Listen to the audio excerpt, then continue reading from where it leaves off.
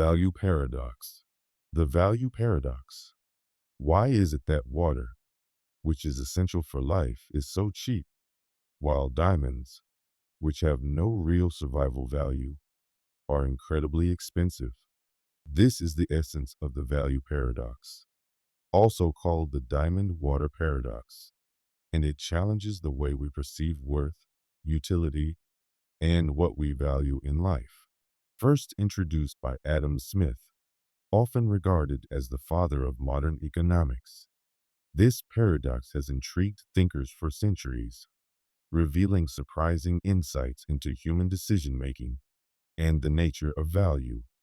To grasp the value paradox, we should begin with the fundamentals. Water is absolutely vital. We rely on it to drink, to grow our food, to clean, and simply to survive. Without water, life as we know it would cease to exist. Diamonds, by contrast, are primarily luxury items. They're used for decoration, in industrial applications, and as symbolic tokens, like in engagement rings. But the truth is, you could go your entire life without ever needing a diamond. So why is it that something as essential as water is often free or very inexpensive, while diamonds, which are non-essential, come with a massive price tag? This puzzle lies in the distinction between two kinds of value: utility and exchange value. Utility refers to how useful something is, its capacity to satisfy a need or desire. Water, for instance, has immense utility due to its necessity for life. Exchange value, however, is about what something can be traded for in a market. And here's where the paradox becomes clear. Water has high utility, but low exchange value, while diamonds have low utility, but high exchange value. The key to resolving this paradox lies in a concept known as marginal utility, which helps explain how value shifts based on scarcity and context. Marginal utility is the additional satisfaction or benefit you receive from consuming one more unit of a good. Imagine being stranded in a desert, desperate for water. A single glass would be priceless. It could save your life. But at home, where water is readily available, another glass adds almost no value because your basic need is already met. So, water's value isn't determined just by how important it is overall, but by how much of it is available to you. Diamonds, in contrast, are rare. Their scarcity means each one has high marginal utility, since they're hard to come by. As a result, people are willing to pay a high price, even though diamonds don't serve any essential life-sustaining purpose. The value paradox illustrates that value isn't strictly tied to necessity. It's shaped by availability, context, and perception. This has deep implications in both economics and human behavior. It shows us that markets are driven by relative, not absolute, value. People don't pay based on how important something is in a theoretical sense. They pay based on what it's worth to them in the moment, depending on their needs and situation. That's why luxury goods, though not practically essential, often command high prices because they're scarce and desirable. The value paradox also invites us to question what we choose to value. It reminds us that value is subjective, shaped by cultural norms, society, and personal preferences. What one person treasures, another may consider unnecessary. Diamonds, for example, are esteemed in many cultures as symbols of love, status, and wealth, but this value is largely a social construct. Water, meanwhile, is frequently overlooked because of its abundance, even though it forms the very basis of life. Modern economic theory explains the value paradox through the laws of supply and demand. Water tends to be inexpensive because it's widely available and easy to access in many places. Diamonds, on the other hand, are costly because they're rare and difficult to mine, refine, and distribute. The interaction of supply, demand, and marginal utility accounts for the price differences we observe. Still, understanding this doesn't eliminate the paradox. It deepens it. It forces us to recognize how easily our understanding of value can be distorted by scarcity and perception. The value paradox also offers broader lessons about the economy and global challenges. Take water again. While cheap in regions where it's abundant, it becomes incredibly valuable, sometimes even unaffordable, in areas suffering from drought or poor infrastructure. The paradox shows us how fragile abundance can be and emphasizes the need for responsible resource management. On a more philosophical level, the value paradox urges us to reflect on what we truly value in life. Do we cherish essential but often invisible things like water, clean air, and community? Or do we pursue the rare and glamorous, like diamonds and status, at the cost of what truly sustains us? This is a question that reaches beyond economics. It touches on our values as individuals and societies. In the end, the value paradox isn't just a quirky economic mystery. It's a powerful lens for exploring human behavior, market complexity, and the beliefs that guide our choices. It reminds us that value is never fixed. It's fluid, contextual, and intimately linked to how we view ourselves and the world around us. And perhaps the most important lesson of all, that what we value reveals just as much about who we are as it does about the object itself. Olbers Paradox. Look up at the night sky. It's dotted with stars, yet there's so much darkness in between them. Have you ever wondered why that is? If the universe is truly infinite and filled with countless stars, then shouldn't the entire sky be lit up, completely bright, with no room for darkness? This is Olbers Paradox, a cosmic mystery that has intrigued scientists and philosophers for centuries. Though the question seems simple, it leads to deep revelations about the universe's structure, its age, and the nature of light and space. The paradox is named after Heinrich Wilhelm Olbers, a 19th century German astronomer who brought attention to the concept, though versions of the idea had circulated earlier. At its core, Olbers' paradox asks this: if the universe is infinite, eternal, and uniformly filled with stars, then no matter where you look, your line of sight should eventually end at the surface of a star. This would imply that the night sky should be as bright as the surface of the sun, everywhere you look. But instead, we observe vast regions of darkness. Why? To understand why this presents a puzzle, imagine standing in a dense forest. No matter which direction you face, your view will eventually meet the trunk of a tree. Similarly, in an infinite universe filled with stars, every direction you look should intersect a star, eventually. Yet, when we gaze at the night sky, most of it is dark. This discrepancy between what theory predicts and what we actually observe is what makes Olbers' paradox so compelling. For a long time, scientists offered various explanations. One idea was that interstellar dust and gas might block the light from distant stars, preventing it from reaching us. But this doesn't hold up. Over time, any material blocking light would absorb energy, heat up, and re-emit light, eventually illuminating the sky anyway.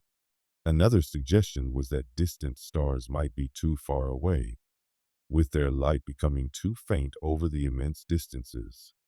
However, in an infinite universe, the number of stars would also be infinite, so even faint light from endless stars would add up. eliminating darkness entirely. These early theories only deepened the puzzle. The real breakthrough came in the 20th century, when two key discoveries emerged. First, the universe has a finite age, about 13.8 billion years. Second, the universe is expanding. These two facts are central to solving Olbers' paradox. Let's begin with the universe's age. If the universe began 13.8 billion years ago, then we can only see light from stars within 13.8 billion light years of Earth. Light from stars farther away simply hasn't had enough time to reach us. So, despite the universe possibly being infinite in size, our observable universe is finite, limited by the age of the cosmos and the speed of light. This naturally results in dark areas across the sky. Next is the expansion of the universe. As the universe expands, the light emitted by distant stars and galaxies is stretched to longer wavelengths, a phenomenon known as redshift. This process shifts light out of the visible spectrum and into the infrared, or even radio wavelengths.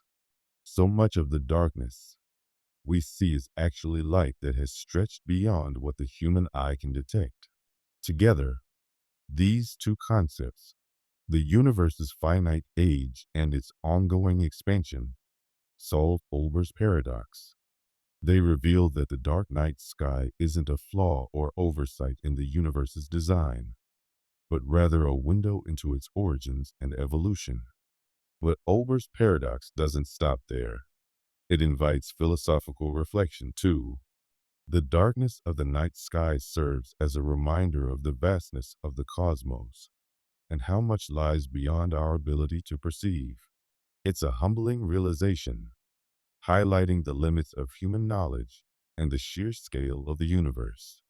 Interestingly, even in the darkest parts of the sky, we still detect the cosmic microwave background radiation, the faint afterglow of the Big Bang. This invisible light permeates the sky and serves as direct evidence of the universe's finite age and expansion. It's a subtle but powerful confirmation that the darkness we see isn't empty. It's filled with the echoes of the universe's birth and early development. Olbers' paradox also illustrates the interconnectedness of scientific disciplines. Solving it required breakthroughs in astronomy, physics, and cosmology, proving how collaboration across fields can unlock answers to the biggest questions. It stands as a testament to human curiosity and the power of scientific inquiry. So, what lessons can we draw from Olbers' paradox? First, it teaches us to question our assumptions. For centuries, an eternal, infinite universe seemed logical, but deeper investigation revealed its limitations. Second, it shows the importance of looking beyond appearances. The darkness in the night sky isn't just an absence. It's rich with meaning, evidence of a dynamic and evolving universe. And finally, it urges us to keep exploring, to seek answers, to embrace the mysteries, and to remain open to wonder. Ultimately, Olbers' paradox is more than a riddle about starlight. It's a profound journey into the nature of existence, urging us to reflect on our place in the cosmos. So, the next time you look up and see the darkness between the stars, remember that darkness isn't empty.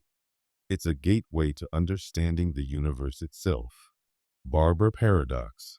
Imagine a small town governed by a strange rule. There is only one barber, and this barber shaves every person in town who does not shave themselves. The rule is simple and unbreakable. The barber must shave all those who don't shave themselves, and only those who don't shave themselves. Now here comes the question. Who shaves the barber? At first glance, the answer might seem obvious, but the more you think about it, the more the situation becomes logically impossible. If the barber shaves himself, he's breaking the rule. because he's only supposed to shave those who don't shave themselves. But if the barber doesn't shave himself, then according to the rule, he must shave himself, since he shaves everyone who doesn't. No matter how you try to resolve it, the barber ends up stuck in a logical contradiction. This is known as the Barber Paradox. The Barber Paradox was introduced by British mathematician and philosopher Bertrand Russell to illustrate a deeper issue in the foundations of logic and mathematics. On the surface, it seems like a playful mental puzzle, but in reality, it exposes a serious problem. What happens when a system refers to itself?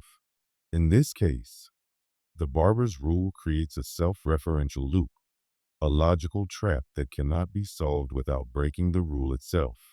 To explore the paradox more deeply, let's look at what's really happening.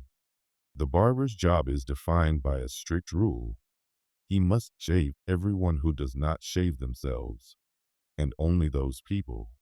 This creates two distinct groups in the town: people who shave themselves, people who don't. But when we try to place the barber into one of these groups, the logic falls apart. If he shaves himself, he belongs to the group of people who shave themselves, meaning he shouldn't shave himself. If he doesn't shave himself, he belongs to the group of people who don't shave themselves, meaning, by the rule, he must shave himself. There's no way for the barber to follow the rule without creating a contradiction.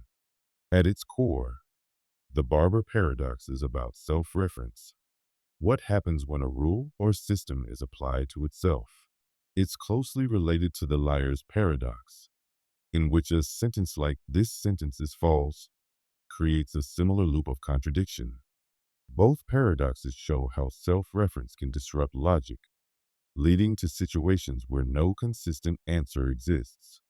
But the Barber Paradox isn't just a quirky brain teaser. It has serious implications for mathematics, philosophy, and even computer science. Bertrand Russell used it to highlight a fundamental issue in set theory, a branch of mathematics that deals with collections of objects. In the early 20th century, mathematicians believed that any logical statement about sets should make sense. For example, it's easy to talk about the set of all chairs or the set of all numbers. But Russell identified a major problem when he considered the idea of the set of all sets that do not contain themselves. At first, this sounds fine. Most sets don't contain themselves, like the set of all apples, which is not an apple itself. But what about the set of all sets that don't contain themselves? Does this set contain itself? If it does, then by definition, it shouldn't. If it doesn't, then by definition, it should.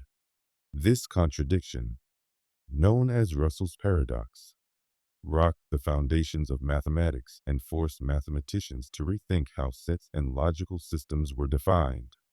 The Barber paradox is a simplified, more relatable version of this issue, crafted to make the logic easier to understand. It shows how even seemingly simple rules can produce deep contradictions when applied in a self-referential way.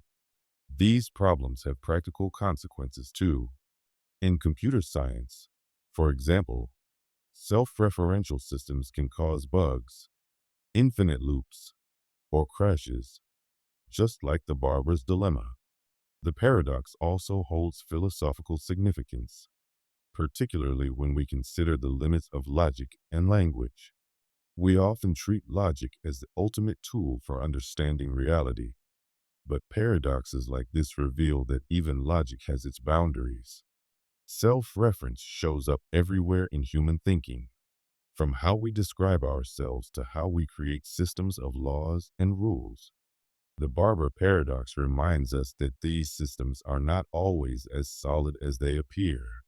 So what's the solution to the Barber Paradox? The short answer: there isn't one. Not within the original rules. The only way to escape the contradiction is to change the rules themselves. In mathematics, Russell's paradox led to the development of new set theories that avoid self-referential definitions. In everyday life, the takeaway is that some problems can't be solved within the framework that created them. Sometimes the only path forward is to step back and reconsider the assumptions behind the system. The Barber Paradox may seem like a light and curious puzzle, but it opens the door to some of the most profound questions about logic, reasoning, and the way we understand the world. It challenges us to think critically about the systems we build and the beliefs we take for granted. And perhaps most importantly, it shows us that even the simplest ideas can hold surprising depth, paradoxes that force us to see the world in a completely new light. Pinocchio Paradox. My nose will now grow. Will it grow or will it not? At first, this might sound like a clever little riddle, but it's actually a profound philosophical and logical puzzle known as the Pinocchio Paradox. It challenges how we understand truth, lies, and self-reference, all wrapped in a deceptively simple statement that's deeply mind-bending. Let's begin with Pinocchio's unique circumstance. He's a wooden puppet brought to life, and his nose grows every time he tells a lie. Now imagine this. Pinocchio says, "My nose will now grow." Suddenly, we're thrown into a paradox. If his nose does grow, that would mean he was telling the truth. But if he was telling the truth, his nose shouldn't grow, because it only grows when he lies. On the flip side, if his nose doesn't grow, then he must have been lying. But if he was lying, then his nose should grow. No matter how you look at it, Pinocchio's statement leads to a contradiction that logic alone cannot resolve. This puzzle is part of a broader category of self-referential paradoxes, much like the famous liar's paradox, where someone says, "This sentence is false." Both paradoxes deal with the confusing territory of self-reference, where a statement refers to itself in a way that causes a logical loop. But the Pinocchio paradox has a unique twist. It ties the contradiction not just to logic, but to a physical consequence. His nose actually grows. That connection between abstract logic and concrete reality makes the paradox feel more immediate, more tangible, and far more puzzling. To understand why the Pinocchio paradox is so fascinating, we have to look at what it really challenges. The delicate balance between truth, falsehood, and cause and effect. In Pinocchio's world, lying produces a clear, measurable result. His nose grows. This seems straightforward until he says something self-referential, like, "My nose will now grow." At that point, logic breaks down. The outcome of his statement, whether his nose grows, determines whether the statement is true or false. But at the same time, the truth or falsehood of the statement is what should determine the outcome. It's a closed loop, a feedback cycle, and it simply defies resolution. What makes the Pinocchio paradox so captivating is how it forces us to re-examine the way we think about language and reality. In daily life, we assume language either describes the world truly or falsely. There's a clear distinction, but the Pinocchio paradox shows that self-referential statements can blur that line. When language turns in on itself, truth and falsehood can become entangled, leaving us without a definite answer. Philosophically, this paradox raises deep questions. What does it really mean for a statement to be true or false? Can something be both at the same time? These are questions philosophers have grappled with for centuries, and the Pinocchio paradox brings them into focus in a surprisingly accessible way. It challenges the limits of our understanding and pushes us to consider that truth might be far more complex than we usually assume. The paradox also has serious implications for logic and mathematics, especially in the realm of formal systems. In the early 20th century, Mathematician Kurt Gödel proved that any sufficiently complex formal system contains statements that cannot be proven either true or false within the system itself. The Pinocchio Paradox is a playful example of that limitation, an illustration of how self-reference can unravel a system's internal consistency. But this paradox isn't just an abstract philosophical game. It also connects to real-world issues. Self-referential systems appear in many fields, including computer science and law. For instance, a computer program trying to analyze its own code can run into logical loops or contradictions, just like Pinocchio's statement.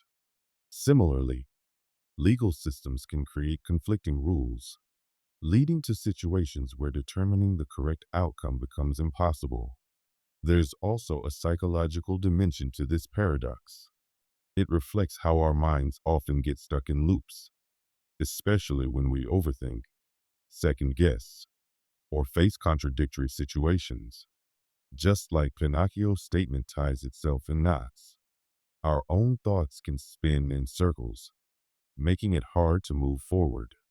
The paradox is a reminder to face such complexity with curiosity and humility, knowing that not every problem has a clear or simple solution. So what can we take away from the Pinocchio paradox? First, it invites us to question our assumptions about truth, language, and logic. Even the most basic ideas can unravel into something deeply complex when viewed from a new angle. Second, it pushes us to think critically about self-reference and the boundaries of our understanding. And finally, it reminds us that paradoxes aren't just puzzles to be solved. They're gateways into the mysteries of thought, meaning, and reality. In the end, the Pinocchio paradox isn't just about a magical puppet with a growing nose. It's about how we make sense of the world. It encourages us to embrace complexity, to look beyond the surface, and to find wonder in the strange and fascinating problems that reveal the depths of logic itself. So, the next time you hear Pinocchio say, "My nose will now grow," remember, it's more than just a clever line. It's a portal into the very heart of logic and meaning.